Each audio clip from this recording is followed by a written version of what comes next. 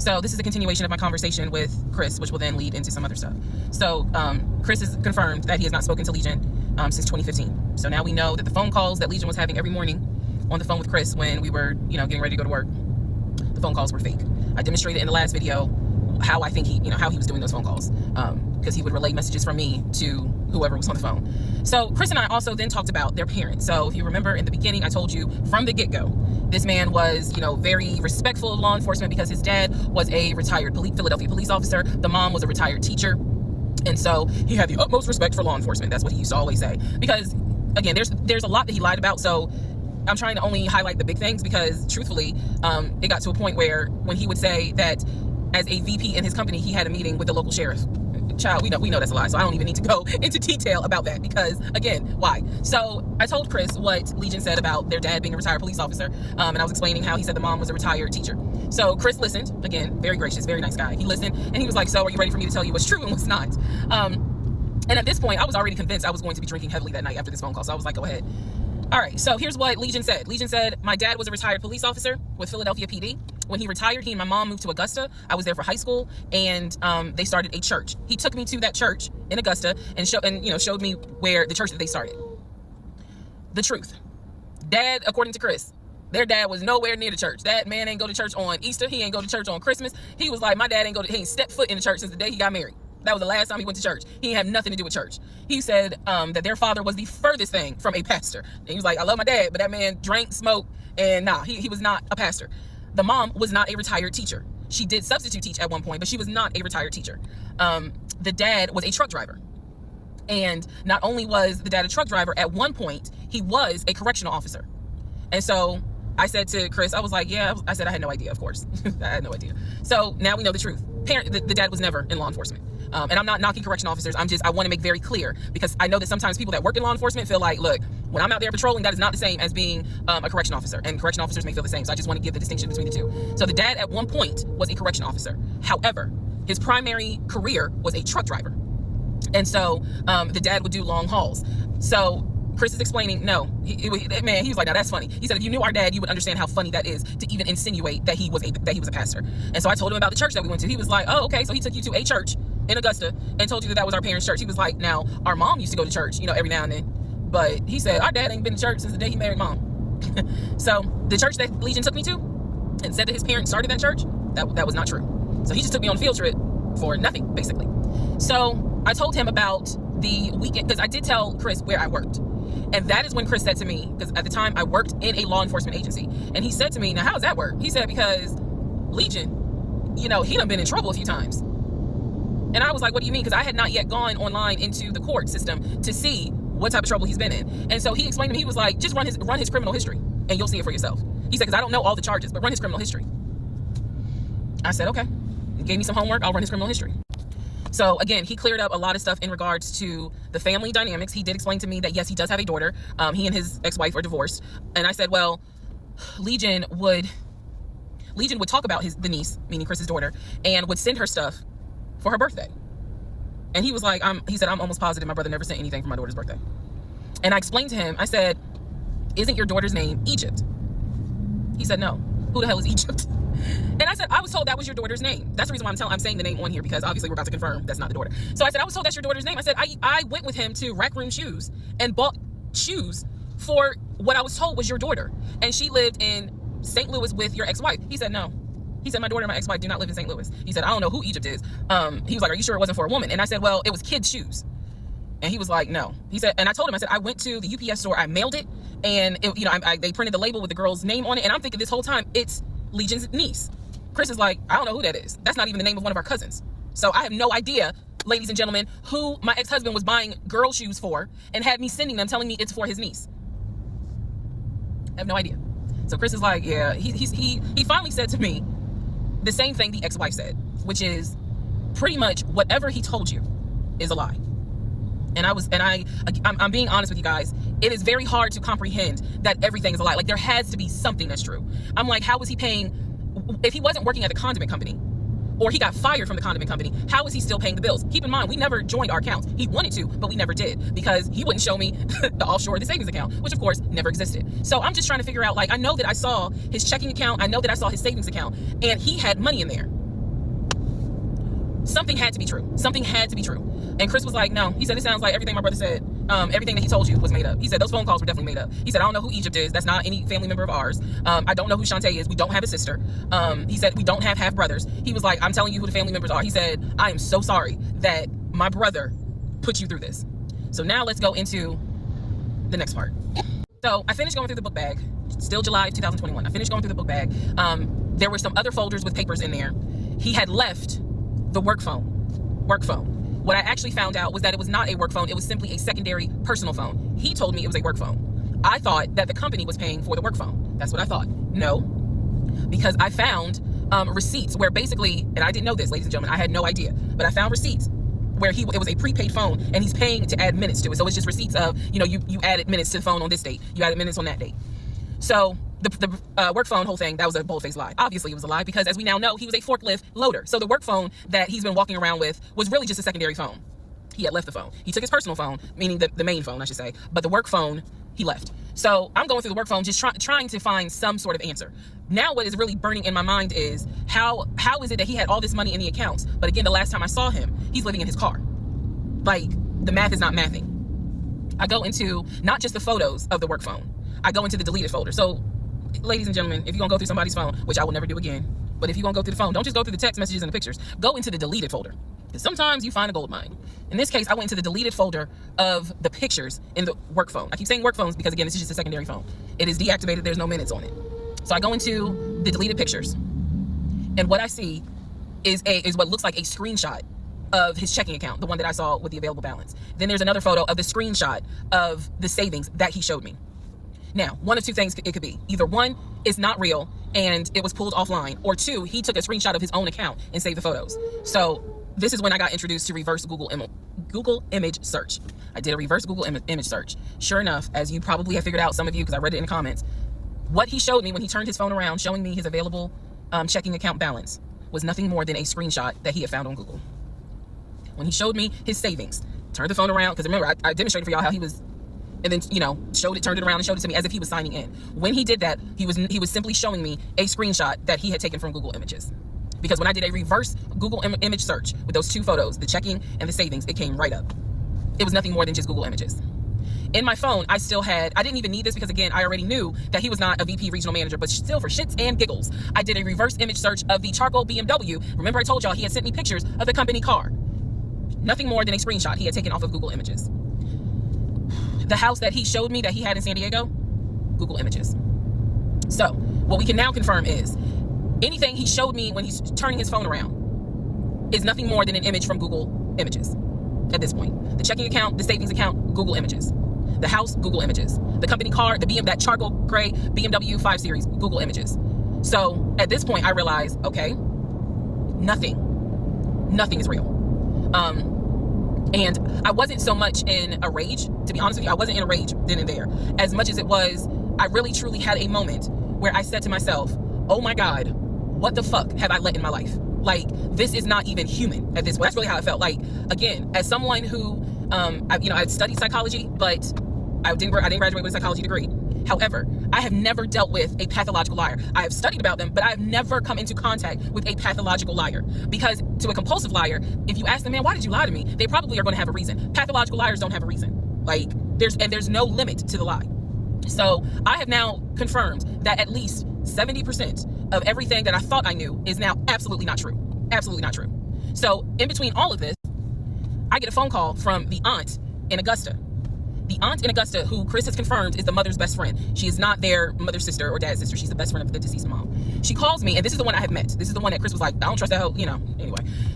So she called because she wanted to know what happened. She wasn't trying to be nosy or messy or anything like that. She's just trying to find out what happened because apparently Legion is trying to come stay with her. So she asked me, sweet lady, but she said, what happened with you guys? And I told her we're getting a divorce. I said, because he lied to me a lot. He lied to me a lot. And so what breaks my heart about the conversation with her is that she said, so whatever happened to the baby? Mind you, we went to Augusta, told her I was pregnant.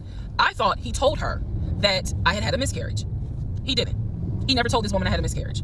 So she informs me, this is what she tells me. So now we're confirming something else. She tells me that on at least 5 times while I'm at work, Legion was driving to Augusta and telling her that he was going to visit the church of where the parents allegedly the church that the parents started. And I was like, what do you mean he went to Augusta? She said, I've seen him like 4 or 5 times. He's come down here, and each time I've asked him to bring the baby. And I said, what baby? And she said, the baby that y'all had. He told me that y'all had a baby boy. And I said, no, ma'am. I said, I had a miscarriage in June of 2020. And she said, oh my God. Oh, she was doing that whole thing. She said, this whole time, he told me that y'all had a son in January.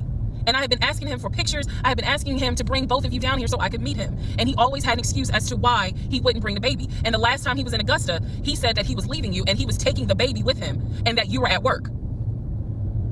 I am not making this up. That is what that woman told me. And I just was like, no, ma'am, none of that is true. There is no baby. I said I had no idea he was going to Augusta. Next part. So after the conversation with the aunt, again, she's telling me that Legion has been keeping up this lie that we had a son. I let her know, no, ma'am, there was no baby. We did not have a baby. And I said, I thought that he told you. And she said, he's told a few people that you all had a baby. And she said, because I know some people were trying to send a gift to celebrate the birth. I didn't know anything about that. Didn't know anything about that. So she said, he's trying to come stay with me. She said, but I don't think I want him to, again, she's an older lady. She's like, I don't think I want him to come here because I don't really want to get involved with his divorce again. And I said, what do you mean again? I said, are you talking about the previous wife? And I said the previous ex-wife's name. She said, I don't know who that is. I'm talking about LaTanya, that one, the first one. And I said, well, what happened? Do y'all remember I said in my previous video that I read their divorce records. He had filed for divorce and they had a temporary protection order against each other. I said that. So now the aunt is on the phone saying that she had to go to court and testify on Legion's behalf in regards to the temporary protective order. And I was like, well, what happened? She said they got into a fight with each other. And she slapped him. And I said, well, do you know why they got into a fight? And she said, yeah, apparently he had lied to the wife and it was something major and they got into a physical fight. And she said that woman almost beat his behind. And so he asked the court for a temporary protective order. So now I'm just getting the backstory on how that TPO was even came into play. So I told her, I said, Miss Christy, we'll call her. I said, you don't have to worry about that. I said, we're not, he's already signed the paperwork. We're not fighting. I don't have it in me. I don't. So I said, I'm not going to tell you not to have certain people in your home, but I am going to tell you that I'm just barely kind of discovering exactly what the lies are in regards to Legion. So if you feel comfortable having him in your home, then do it. I said, but I am going forward with this divorce, and once the divorce is final, I will have nothing to do with him. And I said, and I'm so sorry, that he lied to you and kind of pulled at your heartstrings in regards to a baby. I said, there is no baby. So she said, so y'all are really getting a divorce? I said, and I didn't want to cuss to the older ladies, but I said, yes, ma'am, we are. And so we get off the phone. Also during this time, Legion would call me every now and then. Legion had no idea. I've spoken to his ex-wife. I've spoken to his brother. I've spoken to his female cousin. He had no idea. I have now, if we want to go through real quick and talk about what we can confirm. We can confirm that there is no sister. We already knew there was no baby. There was no VP job. Again, he was a temp. And apparently he was making decent money. So what I believe, and this is just what I think off of putting pieces together, I think that he made enough money to pay the household bills, because it wasn't as if the household bills were so expensive. He made enough money to live on his own. But instead of him living on his own, he's living with me.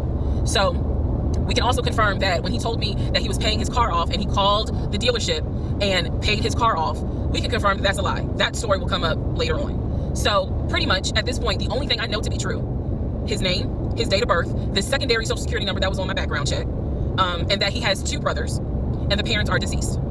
At this point in time of July 2021, that's all that I was able to confirm that to be true. So later on, Legion calls me. He calls me because he wants some money. He just needs a little bit of money to hold him over till payday. And so we're on the phone. The call, again, I was recording all my calls at the time. We're on the phone, and I finally kind of confronted him, number one, about having a twin. That's when he tells me, I don't know why I lied, but I don't really talk about him. Number two, I asked him why did he get fired from the condiment company. His story is that he got fired because he had helped a truck driver and he was not supposed to. I know it's a lie. Y'all don't even have to tell me. I know it's a lie. Number three, I asked him, why did you tell your aunt that we had a baby? He claims he never told her that, and that she's old and she didn't know what she was talking about. So then I asked him if he was ever in trouble where he's been arrested. And he said, yeah, I've been arrested as a juvenile, but my father had my record expunged. I said, were you ever arrested as an adult? He said, no, I ain't never been arrested as an adult. I said, so you never went to weekend jail? He said, no, I don't even know what that is. So he doesn't know what weekend jail is. That's his story. And so he was still standing by the lies he told me. So finally, I just asked him, and this is where let me just say it. I asked him, why the hell did you even marry me? Like, why? Why did you even marry me? Because you easily could have just stayed dating or been the boyfriend or just moved on moved on with your life. Like, you didn't have to marry me. You didn't have to pull me into a marriage and make me think that this is what you wanted. This is what he said to me on that phone call. He said, I had to marry you. And I was like, no, you didn't. He said, yes, I did. He said, I knew full well from day one that there was no way you were going to stay my girlfriend for longer than a year. He said, I knew it. He said, I knew in order to keep you, I was going to have to marry you. Y'all, my jaw hit the ground. We are still in July of 2021. I talked to the brother, Chris. I talked to the aunt. I talked to all these people. And now was the time where, I saw the receipts for the weekend jail type thing. So I went ahead and did a search for his criminal history. I ran his criminal history. I did that on my own at home with my money. So this was not, I think someone had asked if I did anything with my job. No, I did not. I know better. So I ran a criminal history, or I paid for a criminal background report. For him to say that he appreciates law enforcement so much, it was obviously a lie, because the criminal history showed that he had been arrested for criminal trespassing. He had been arrested for like suspended license, suspended registration. But the big thing was impersonating an officer. If you don't know anything about impersonating an officer, it is a felony.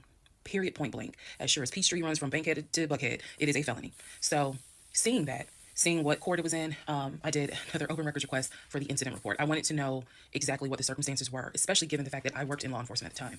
What were the circumstances as to how he was arrested for impersonating an officer? So I did an open records request. I got the incident report, and I'm tired of saying my jaw hit the floor. But on this one, my jaw hit the fucking floor. I respect law enforcement. Again, I was working in an agency with a lot of great men and women. Basically, what the incident report, I'm paraphrasing it because I don't have it sitting in front of me.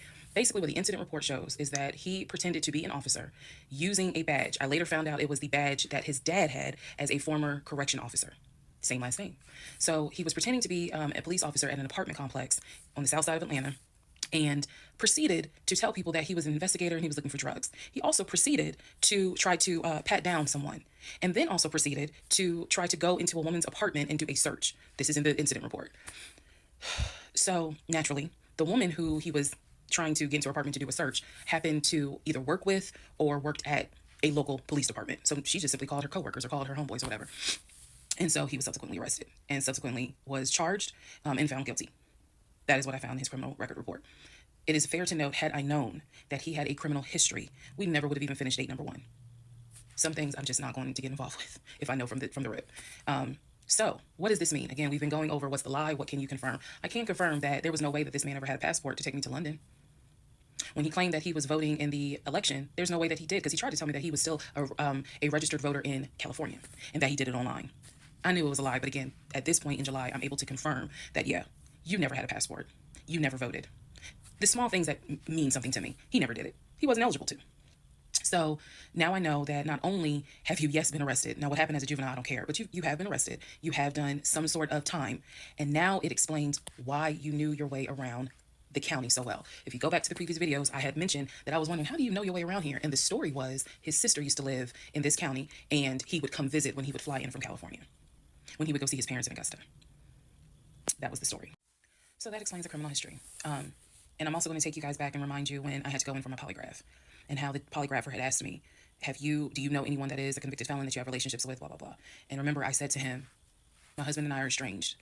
I honestly don't know. Fast forward to July, where I find out that, yes, in fact, on top of everything, I was married to a convicted felon.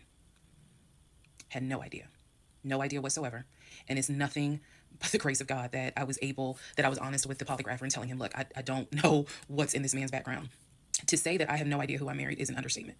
It is a complete understatement. It's fair to say, well, you only knew him for like 2.5 weeks before you quarantined with him. That's fair. And I can understand that, and I take responsibility for that. But in the big scheme of things, I had no idea the creature that I was sleeping next to every night. No idea.